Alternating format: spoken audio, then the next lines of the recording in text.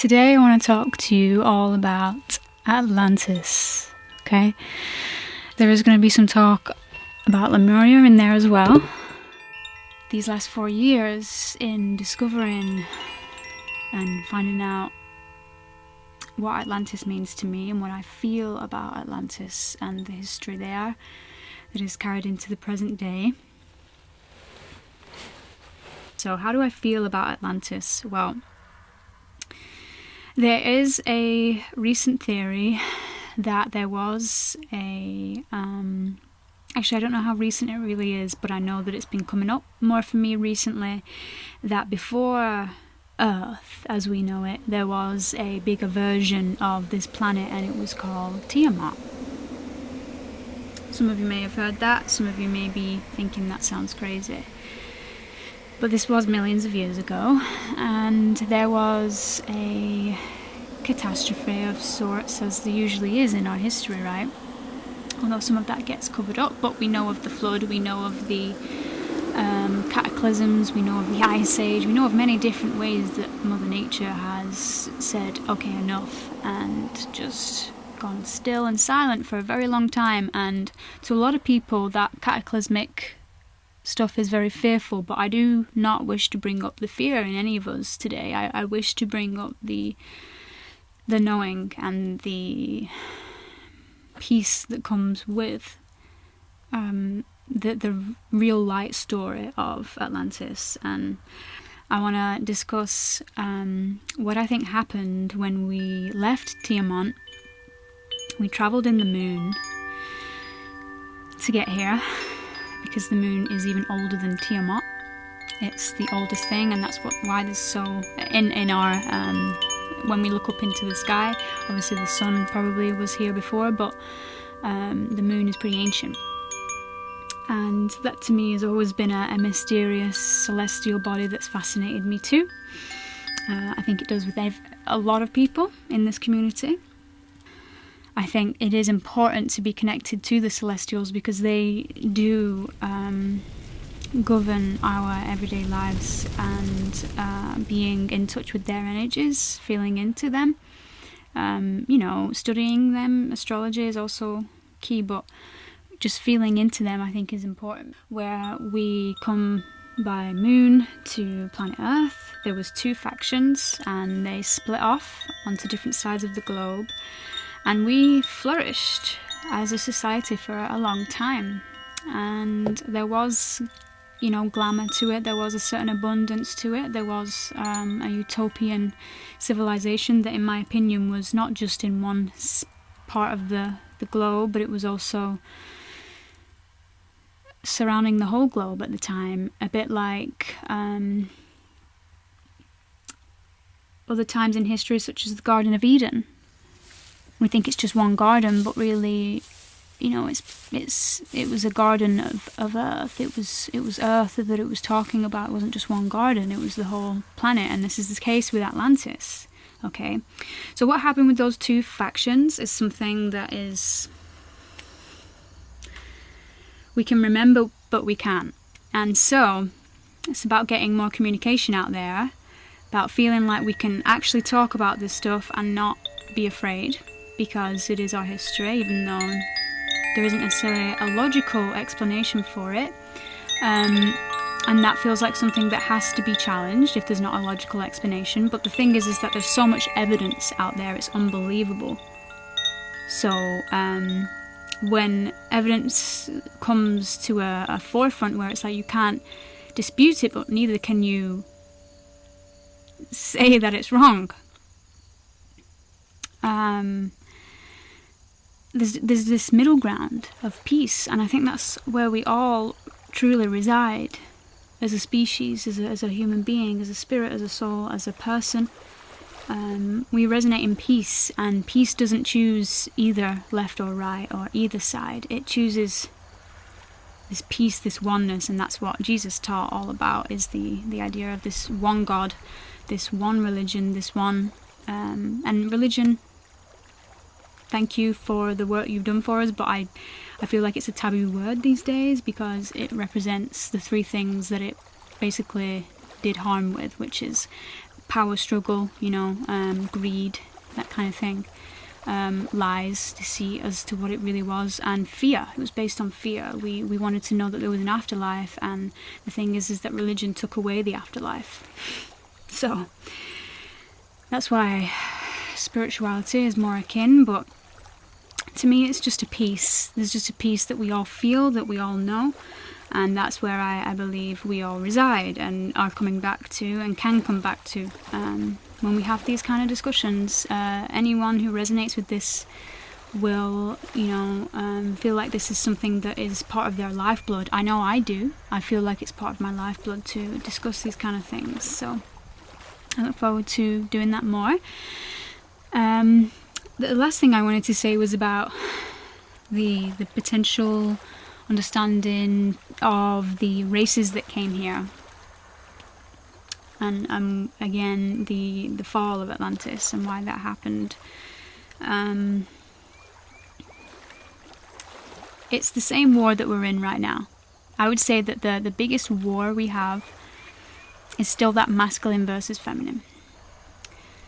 With the masculine and feminine, I believe that the Lemurians may have represented the more feminine qualities, and timelines are all mixed up here, so just letting you know that. But Lemurians and Atlanteans, let's say they represent the two sides. The thing that we can learn about that history of ours that is present even in today's world, because the karma and the genetics and the memories of that still live in us, and it's a war that's been going on for a long time, and we're slowly but slowly reaching the horizon of it, where we're no longer deep down in the dirt with it, we're sprouting out of it. But before we can fully sprout out of it, in my opinion, there needs to be communication that feels safe and comfortable with a community to share this kind of intuition, memory, hypothesizing, that kind of thing. That is the masculine that's in us, let's call it the left side, and the feminine that feels, that intuits, that just can also just know through empathy, let's say, or clairvoyance or clairaudience, and all the other things that are our superpowers when we tap into that 95% of DNA that's in us that is basically not used. It's called the junk DNA. So, well, with the masculine and feminine war that went on, I believe that was what caused the fall of Atlantis. There was the use of too much technology without the feeling body attached to it, where we're actually defying time and space kind of technology, not the technology we see today. This is just but a remnants of it. Maybe in some places of the world they've come up with, pretty amazing technology, and that's the same trajectory we're heading to as what we had in Atlantis, where it was very powerful technology that could actually transport you from place to place, but it backfired. And they were told, there were prophecies, there was all sorts of things that was said to them, this masculine side, that needed to be figured out and equalized. With the feminine, however, they had their issues too. They did things that weren't helping the situation. So no one is to blame, really. But it is still the biggest war that goes on, I think, in today's society, just in the undercurrent tones. And if we can actually find a way to incorporate this past history that happened to us and learn the lessons from that and remember and talk about what happened, we can not reach the same fate as that. Because there is another future prophesized, and it is that those who are on the spiritual paths, ascension, evolution, will be able to reach this same utopian type of style and vibe, and we all know it's happened before, so we can do it again if we know it's happened before. Those who stay trapped in fear,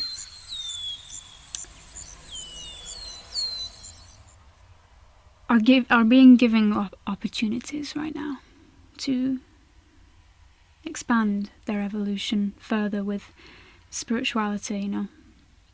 So the choice is yours, really.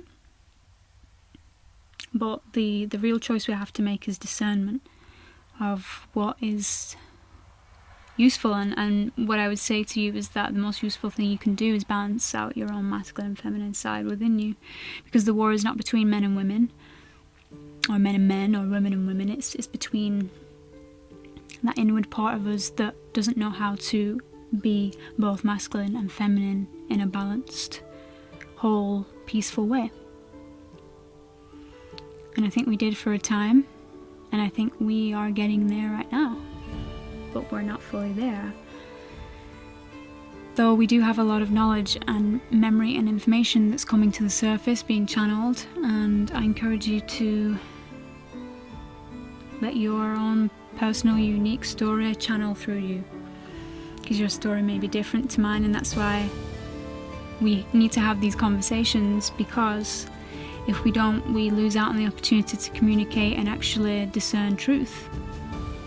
Because we're the only ones that can do that. I don't believe that we need to go to the moon to find the answers. I believe that we need to stay on Earth and find the answers here through ourselves, grounded through circles and circles of people, all together, connected. Go into that Akashic, go into that remote viewing space, astral travel space, where we can all be grounded on Earth, know that she is here for us, you know. Just like we felt when we left Tiamat and we came here to Earth.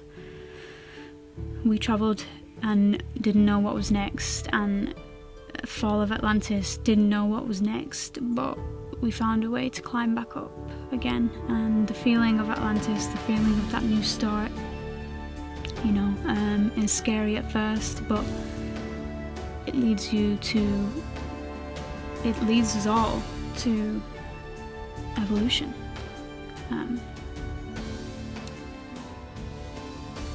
Evolution of organic spirituality, evolution of mind, body, spirit, evolution of all that you are organically. Technology is a tool and can be used in a balanced conjunction with the body, but it has to be in a balanced conjunction. So thank you for watching, thank you for listening, and thank you for commenting and sharing your story with us all.